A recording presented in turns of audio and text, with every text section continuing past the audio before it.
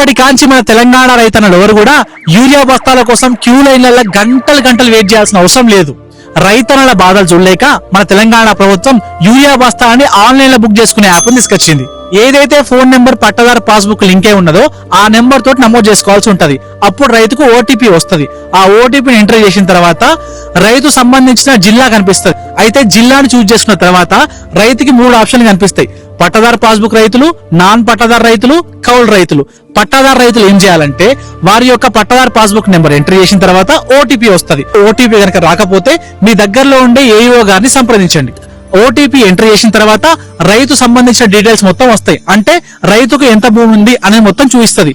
కింద మనం ఏం చేయాలంటే దాంట్లో మనం ఎంత భూమి సాగు చేయబోతున్నాము, దాంతో పాటు ఏ పంట సాగు చేయబోతున్నాం అనేది కూడా మనం ఎంటర్ చేయాల్సి ఉంటది. ఎప్పుడైతే అది మనం ఎంటర్ చేస్తామో ఎంటర్ చేసినాక పంటను బట్టి ఎన్ని యూరియా బస్తాలు రైతుకి వస్తాయి అనేది కూడా అక్కడ చూపిస్తుంది.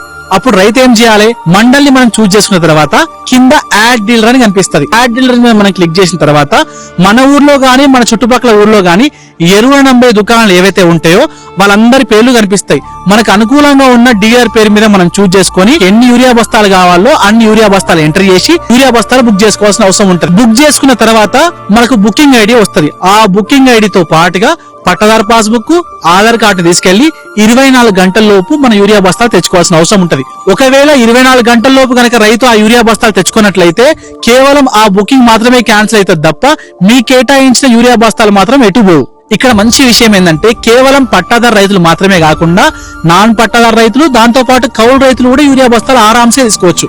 అయితే నాన్ పట్టాదారు రైతులు యూరియా బస్తాలు ఎట్లా తీసుకోవాలంటే మీకు దగ్గరలో ఉండే ఏఓ గారిని సంప్రదించి క్రాప్ బుకింగ్ లో భాగంగా నమోదు చేసుకోవాల్సి ఉంటది. కౌలు రైతుల విషయంలోకి వచ్చేసరికి ఎట్లయితే పట్టాదారు రైతులు బుక్ చేసుకున్నారో అదే విధంగా బుక్ చేసుకోవాల్సి ఉంటది. కానీ ఇక్కడ ఓటీపీ అనేది ఎవరి భూమి అయితే మీరు సాగు చేయబోతున్నారో వాళ్ళకు ఓటీపీ పోతుంది.